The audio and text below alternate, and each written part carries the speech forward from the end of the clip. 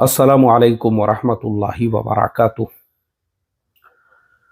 बिस्मिल्लाहिर्रहमानिर्रहीम नहमदुहु व नुसल्ली अला रसूलिहिल करीम व अला आलिहि व अस्हाबिहि अजमाइन। अम्मा बाद, मोहतरम भाइयों, बुजुर्गों, दोस्तों, इलेक्शन का रिज़ल्ट देखने के बाद मेरी तबीयत जो है वो साथ नहीं दे रही थी। मुझे इतना गम हुआ, इतना अफसोस हुआ। इम्तियाज़ जलील साहब इतने छोटे से मार्जिन से हार गए। नासिर सिद्दीकी साहब, फ़ारूक शाह साहब, फ़ारूक शाब्दी साहब, ऐसे ही हमने नांदेड़ शहर से भी सैयद मोइन साहब और हाजी अब्दुल सत्तार साहब, उन दोनों के लिए भी आपसे दरख्वास्त की थी, लेकिन अफसोस वो दोनों भी हार गए। और जो 10 एमएलए जीत कर आए हैं, आपको पता होना चाहिए वो 10 एमएलए उन शहरों से, उन हलकों से, उन एरियो से, उन इलाकों से जीत कर आए हैं जहाँ से हमेशा से मुसलमान ही जीत कर आते हैं। उसमें कोई बड़ी बात नहीं है। मालेगांव में भी जितने उम्मीदवार थे सब मुसलमान थे, मालेगांव सेंट्रल से। बाकी और एरियो में भी आप देख लीजिए, जहाँ जहाँ से भी मुंबा देवी है, या तो अमीन पटेल साहब आते हैं या बशीर पटेल साहब, आएगा तो मुसलमान ही, क्योंकि मुसलमानों की आबादी सबसे ज़्यादा है वहाँ पे। वो कोई कमाल की बात नहीं है।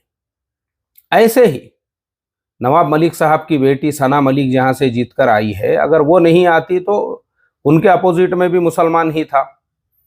गवंडी के अंदर जहाँ से अबू आसिम आज़मी साहब जीत कर आए हैं, उनके मुकाबले में भी जो है मुसलमान ही थे।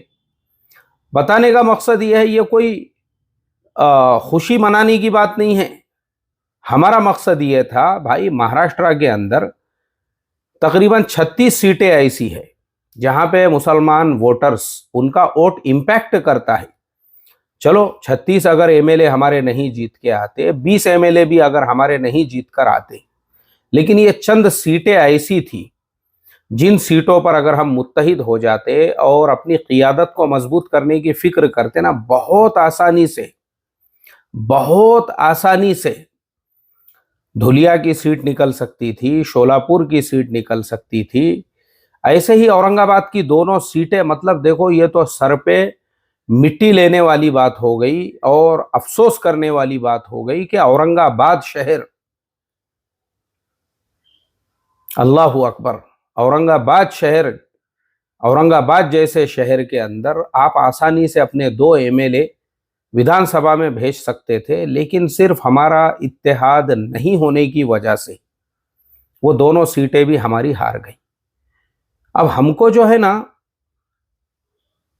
अफसोस मनाते हुए, मातम मनाते हुए नहीं बैठना है।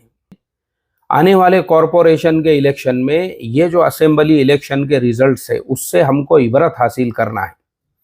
हमको अपनी मिली क़ियादत को मजबूत करना है। देखो, सोचो, आप बहुत ध्यान से सुनो मेरी बात को। हम एक होने को तैयार नहीं है, लेकिन वहां पर उसी औरंगाबाद शहर से जहां से नासिर सिद्दीकी साहब खड़े हुए थे, वहां से उद्धव साहब ठाकरे की जो शिवसेना है, उसके उम्मीदवार ने अपना नामांकन वापस लिया और अलल ऐलान लिया। उसने कहा कि यहाँ मुकाबला होगा बान और खान, दोनों के दरमियान में, या तो खान या तो बान। तो हमको बान को गिरने नहीं देना है, भले मुझे इसके लिए पीछे हटना पड़े, लेकिन मैं हमारे जो वोटर्स है उनको टूटने नहीं दूंगा। वो पीछे हट गया, किस लिए? ताकि प्रदीप जायसवाल वो आसानी से जीत सके। और उसकी जो कुर्बानी थी वो रायगा नहीं गई, बेकार नहीं गई। उसका पीछे हटना, अब जिस उम्मीदवार के लिए वो पीछे हट गया वो कामयाब हो गया। वो दोनों साथ में मिलके इसलिए खुशी मना रहे होंगे कि भाई देखो, जिस काम के लिए मैंने कुर्बानी दिया। यही मेंटालिटी, यही सोच मुसलमान में नहीं है। आपको पता है, ये मेरा रिसर्च है। भारत में मुसलमानों के जिल्लत, मुसलमानों के पिछड़ेपन, मुसलमानों के सबसे ज़्यादा जो चीज़ उसके लिए रीज़न है, वजह है, वो ये है कि खुद एक मुसलमान वो दूसरे मुसलमान को आगे बढ़ते देखना नहीं चाहता। एक मुसलमान दूसरे मुसलमान की तरक्की देखना नहीं चाहता। एक मुसलमान दूसरे मुसलमान को किस तरह से मैं बर्बाद करूं, उसको कैसे नुकसान पहुंचाऊं, ये फिक्र में लगा हुआ है। और ये वही फिक्र है जो स्पेन के अंदर हुई थी, और बाद में स्पेन का क्या हाल हुआ दुनिया जानती है। हमारे मुल्क में भी यही हो रहा है। मुसलमानों के मुकाबले पे मुसलमानों को इसीलिए खड़ा किया जा रहा है ताकि मुसलमान मुसलमान को काटे, जैसे लोहा लोहे को काटता है, तो मुसलमान ही मुसलमानों के सीटों के कटने का और इलेक्शन में हारने का जरिया बने। यही हमारे मुल्क में हो रहा है, लेकिन मुसलमान इस सियासत को, इस पॉलिटिक्स को समझने तैयार नहीं है। तो इस इलेक्शन से हमने ये इबरत हासिल करना चाहिए, जब एक शिवसेना का उम्मीदवार वो दूसरे शिवसेना के उम्मीदवार के लिए पीछे हट सकता है, तो जब मुसलमान ये जानते हैं, जैसे इम्तियाज जलील साहब के मुकाबले पे जो 16-17 उम्मीदवार बाद में तक बाकी रहे, उनको ये पता था भाई हमको 60-70 वोट भी नहीं मिलने वाले हैं, 1500 वोट भी नहीं मिलने वाले हैं, तो हम खड़े रह के हमारा फायदा क्या है। अगर एक उम्मीदवार जो हमारा जीत सकता है, क्यों ना हम उसको सपोर्ट करें। इसे कहते हैं मिली मफाद, इसे कहते हैं कौमी मफाद। लेकिन मुसलमानों की मेंटालिटी और मुसलमानों की सोच उतनी हाई नहीं है। हम तो अपने जाती मफाद के लिए नहीं, मुझे भी जो है खड़े रहने का है, मुझे उसको नहीं आने देने का है, मैं नहीं तो वो भी नहीं। ये अगर हमने सोच रखा हुआ है ना, तो कल वही होगा। जैसे नवाज देवबंदी साहब का एक शेर है, मुझे वो पूरा शेर याद नहीं है, उसका नंबर फिर आया और उसके बाद में आगे इस तरह से उन्होंने कुछ वो शेर के अंदर कहा हुआ है, मेरे कत्ल पे तुम भी चुप थे, तुम्हारा नंबर अब आया, तुम्हारे कत्ल पे ये भी चुप है, उसका अगला नंबर उसका आएगा। इस तरह से वो शेर है, मुझे वो पूरा शेर याद नहीं है। तो सेम टू सेम हमारी हालत ऐसी ही है, आज मुसलमानों की हालत यही है। हम जो है ना ये सोच रहे हैं मैं इसको बर्बाद करूंगा, कल तुम्हारा बर्बादी का नंबर है। तुम ये मत सोचो तुम में नहीं बर्बाद होंगे बोल के, कल तुम्हारा भी नंबर आने वाला है। यही हमारा मेंटली प्रॉब्लम है। हम समझ नहीं पा रहे हैं कि उद्धव ठाकरे साहब सिल्लोड की सभा में सत्तार सेठ को गिराने के लिए अलल ऐलान ये कहते हैं, अलल ऐलान, वो खुद अलल ऐलान ये कहते हैं इसको ठेसो, इसको हराना है, किसी भी तरह से बोले इसको हराना है। और उन्होंने जो है अपोजिशन पार्टी के लोगों से उन्होंने रिक्वेस्ट और दरखास्त की है कि उन्होंने जो है, यानी जो सत्तार सेठ के तरफ के जो लोग थे उनको तक उन्होंने ये रिक्वेस्ट और दरखास्त की कि बोले भाई खाली इसको हराने के लिए जो है ना तुम इधर वोट दो, मैं तुम्हारे से हाथ जोड़ के रिक्वेस्ट और दरखास्त करता हूं। आप मुझे बताओ। उसके अलावा सोलापुर में फारूक शाब्दी साहब, अब आप सोचो, दे साहब है, एक ज़माने में देश के होम मिनिस्टर हुआ करते थे, उनकी बेटी पिछले बारी को विधानसभा में खड़ी थी, हार गई। अब वो हारने की वजह से, लेकिन अभी एमपी बन गई, लोकसभा में पहुंची हुई है। उसके बावजूद उन्होंने इलेक्शन के एक दिन पहले जो महाविकास आघाड़ी से उनका उम्मीदवार था उसके मुखालिफत में बयान दिए उन्होंने। क्यों? अब आप मुझे बताइए। सब एक हो गए तुम्हारी सीटें गिराने के लिए, मगर तुम्हारे अंदर उतना शुऊर नहीं है, उतना फहम नहीं है, उतनी बसीरत नहीं है। तुम आज भी एक दूसरे को काटने में, एक दूसरे को गिराने में, एक दूसरे को नीचा दिखाने में लगे हुए हैं। इसका असर सिर्फ तुम्हारे ऊपर नहीं, तुम्हारी आने वाली नस्लों के ऊपर भी होगा। वो दौर भी देखा है तारीख की आंखों ने, लम्हों ने खता की थी, सदियों ने सजा पाई। मराठवाड़ा वो इलाका है जहां एक जमाने में मुसलमानों का तूती बोला करता था, और जब मुल्क आजाद हो गया, हैदराबाद, सुकूत हैदराबाद के बाद वो पूरा क्या पूरा इलाका कई सालों तक मुतासिर रहा। तो ये मुसलमानों में इतनी इतनी सोच ही नहीं है कि उस इलाके में भी बाज़ाब्ता ज़मीनी लेवल पे ये मेहनत चल रही है, मुसलमान को उठने ही नहीं देना है। इनके बाप दादाओं ने बहुत सालों तक हमारे ऊपर हुकूमत की है, अब इनको वो लेवल तक जाने ही नहीं देना है बोले। तो मुसलमानों की खुद मेंटालिटी यह बन गई हुई है कि मुसलमान खुद गुलामगिरी को ही अपने जिंदगी का मकसद समझने लग गए, मुत्तहिद होने को तैयार नहीं हैं। मैंने मुसलमानों की तारीख पे गौर किया। मैं मेरे बचपन से मुसलमानों के इतिहास और तारीख को देखते आ रहा हूँ। मुसलमान सिर्फ और सिर्फ जिल्लत की ज़िंदगी गुजार रहा है, यानी बग़ैर क़ियादत के। मुसलमानों का कोई कायद नहीं है। अब जब बैरिस्टर असदुद्दीन ओवैसी साहब की शक्ल में हमने एक कायद देखे, एक रहबर देखे, एक रहनुमा जो पार्लियामेंट में आपकी आवाज़ उठाता है, कोई भी मुसलमानों का मसला रहो वही बंदा आवाज़ उठाता है। अभी उसकी मैं करंट मिसाल आपको देता हूँ। संभल जल रहा है, लेकिन आवाज कौन उठा रहा है? बैरिस्टर असदुद्दीन ओवैसी। हालांकि वहां से भी मुसलमान एमपी है, जियाउर रहमान बर्क साहब। कहाँ है जियाउर रहमान साहब आप? अच्छा, अखिलेश यादव समाजवादी पार्टी ने आपको कहा होगा जब तक हमारा ऑर्डर नहीं आता तुमने कुछ बोलना नहीं है। आप वो जो 4 लोग वहां पे शहीद हो गए, आपने खड़े रहना था ना उनके साथ में। जैसे इम्तियाज जलील साहब, मैंने देखा मेरी आंखों से, क्यों हमने उनको सपोर्ट किया। किराड़पुरा मंदिर का जो इंसिडेंस हुआ, इम्तियाज जलील साहब खुद मंदिर में जाके खड़े हो गए, अपने बदन पे उन्होंने पत्थर खाए और इतना बड़ा दंगा फसाद होने से रोक दिया। ये क्वालिटी होती है लीडर के अंदर। और यहां दूसरी तरफ जियाउर रहमान बर्क साहब, कोई अता पता नहीं है, 4 लोग वहां पे शहीद हो गए। आपका काम यह था, आप इस टाइम पे वो जामे मस्जिद की सीढ़ियों के पास खड़े रहते और दोनों समाजों को ठंडा करते, दोनों को समझाते, मामले को कंट्रोल में करते, तो ये 4 लोगों की शहादत नहीं होती थी। मैंने देखा ये सारी चीजें। वो देखने के बाद फिर मुझे ये समझ में आया मुसलमानों की क़ियादत कितनी ज़रूरी है। और क़ियादत भी मुसलमानों के अपने पार्टी की होना चाहिए, वरना जब तक पार्टी का जो हेड क्वार्टर होता है वहां से ऑर्डर नहीं आता, तब तक हमारे एमपी साहब, भले वो नाम के मुसलमान साहब हो, मुंह नहीं खोलते वो फिर, या फिर उस दिन जो है वो आते ही नहीं पार्लियामेंट के अंदर।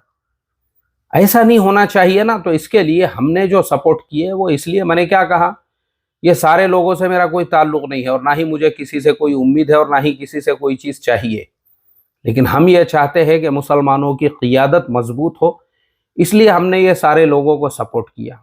अब मुसलमान अगर ये चीज़ को समझने तैयार नहीं है तो क्या कर सकते हैं बताओ। तो इसलिए अब आखिरी में बस इतनी ही रिक्वेस्ट करूंगा, देखो अभी विधानसभा इलेक्शन से जो नसीहत हमको मिली है वो ये, आने वाले जो कॉरपोरेशन के इलेक्शन है उससे पहले हम ग्राउंड लेवल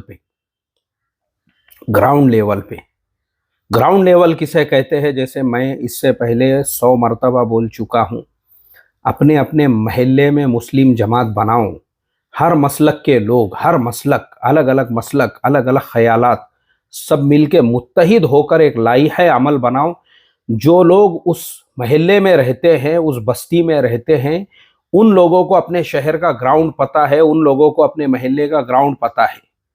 मैं हवा में बैठे हुआ हूँ, पहले इसके ऊपर बादलों के ऊपर बैठे हुआ हूँ, मुझे कुछ मालूम नहीं है तुम्हारे शहर में क्या, तुम्हारे शहर में क्या, और मैं यहाँ बैठे बैठे इसको सपोर्ट कर दूं, उसको सपोर्ट कर दूं, वो बेमायने है, कोई उसका हासिल नहीं है। और आप ग्राउंड के ऊपर रहते हैं ना, तो वो आपका काम है, आप अभी से अपने अपने बस्ती के अंदर जो है ना अपनी जमात बनाओ, मजबूत बनाओ उसको, और फिर तय करो उम्मीदवार, कैसा उम्मीदवार, जिसमें कौम की हमदर्दी हो।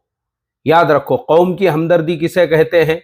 जो कौम का कोई भी मसला है ना उसके साथ पुलिस स्टेशन जाता हो, कौम का कोई भी मसला हो उसके साथ खड़ा होता हो, इस तरह का पथराव होता है तो वो दरमियान में आके, जैसे मैंने बताया इम्तियाज जलील साहब खड़े हुए थे, ऐसे खड़े होता हो, इसे कहते हैं कौम की हमदर्दी।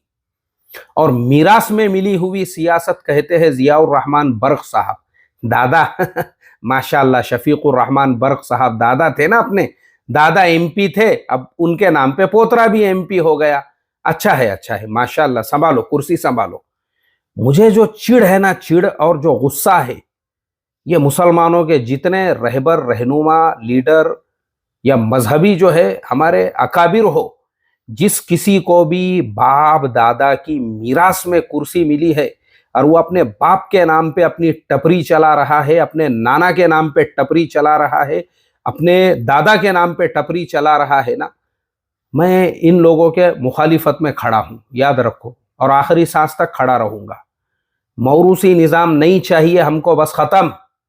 यही मौरूसी निज़ाम से जो है पूरा मुसलमानों का सत्यानाश हुआ है। इसलिए मुसलमानों को अपनी क़ियादत मजबूत करना है ना, गली गली में मुस्लिम जमात बनाना पड़ेंगी, वरना मीरास में ये जिनको कुर्सियाँ, गद्दियाँ और जिन जिन लोगों को जो है ना मसनदें मिली हुई है, वो तुम्हारा सौदा करेंगे, बेच देंगे तुमको अपनी मसनदों को बचाने के लिए और अपने सज्जादा नशीनियों के लिए बेच देंगे, वो बेच देंगे तुमको, बाकी कुछ नहीं करेंगे, वो बेच देंगे पूरी कौम को। तो कौम को खुद अपनी फिक्र करना है ना, तो अपने अपने गलियों में, अपने अपने मोहल्लों में, अपने अपने बस्तियों के अंदर अपनी मुस्लिम जमात बनाओ, तो तुमको ग्राउंड लेवल की हकीकत पता चलेंगी, हमको अपने ग्राउंड पे कैसे काम करना है। और उसका मेरा 1.5 घंटे का वीडियो है चैनल के ऊपर, मुस्लिम जमात कैसे बनाना है, वो वीडियो देखो, उसके हिसाब से अमल करो। तो कॉरपोरेशन से पहले हमारी तैयारियां होगी, तो उसमें हमको इतनी जिल्लत नहीं उठाना पड़ेगी, उसमें हम पहले से अपना लाई है अमल बनाएंगे। ये आज फिरका परस्त ताकतें, पता है, वो पिछले 100 साल से काम कर रहे हैं, 125 साल से काम कर रहे हैं, और हम जो है 125 दिन पहले से काम करने को तैयार नहीं है। काम करना पड़ता है, उसके लिए बहुत बारीकी से और ग्राउंड पे रह के काम करना पड़ता है, तब जाके रिजल्ट सामने निकलते हैं। एसी में मैं बैठे हुआ हूँ, खुद्दाम की जमातें सामने हैं, आजू बाजू बॉडीगार्ड खड़े हुए हैं, और बयान ठोक दूँ मैं खाली आप लोगों के लिए, और मुझे ग्राउंड लेवल पे कुछ पता नहीं है, मुझे मेरे बाप की मीरास में जो है ये मसनद मिली हुई है, कोई फ़ायदा नहीं है। ये तुम ग्राउंड पे रहते हो, तुमको तुम्हारे ग्राउंड का काम करना है, बस याद रखो। तो इसके लिए दूसरी कौमें, जैसा मैंने कहा, उन्होंने गली गली मोहल्लों के अंदर काम किया, सर्वे किया, उस हिसाब से आज रिजल्ट उनके हाथ में है। तुमको रिजल्ट चाहिए ना, तो मैंने जैसा बताया, मुस्लिम जमात अपने हर महल्ले में बनाना पड़ेगी। बड़ी जमातों के, बड़े तंजीमों के, बड़े तहरीकों के चक्कर में मत पड़ो, ये सब फेल हो चुकी है। तुमको अपने लेवल पे अपना जो है ना एक नया निज़ाम बनाना पड़ेगा, बस अपने ही उतने ही एरिया के हद तक आपको काम करना है। वो मेरा 1.5 घंटे वाला वीडियो सुनेंगे तो समझ में आएगा पूरा कंसेप्ट आपको। तो इंशाल्लाह फिर आने वाले कॉरपोरेशन के इलेक्शन में जो है ना, इस तरह की जिल्लत हमको, अभी इससे इबरत हासिल करो, हमने क्या क्या खामियां की, क्या क्या गलतियां की, क्या क्या हम लोगों से मिस्टेक हुए, वो उसके ऊपर हम पूरा एहतसाब करके कॉरपोरेशन की तैयारी करते हैं ना, तो इंशाल्लाह तुमको जब जिल्लत नहीं उठाना पड़ेगी, जब अफसोस नहीं करना पड़ेगा। मौका है, देखो अभी भी तुम्हारे पास, मैं तुमको वक्त से पहले जगा रहा हूं, अब जागना और नहीं जागना ये आपके हाथ में है। अगर तुम जाग गए और तुमने अभी से अपनी मुस्लिम जमात की बुनियाद रख दी है, तो मैं समझूंगा कि मेरी मेहनत रंग ला रही है, और मैं कंटिन्यूसली इस टॉपिक पे फिर बोलता रहूँगा। अल्लाह हम तमाम को अमल की तौफीक अता फरमाए। अस्सलामु अलैकुम व रहमतुल्लाहि व बरकातहू।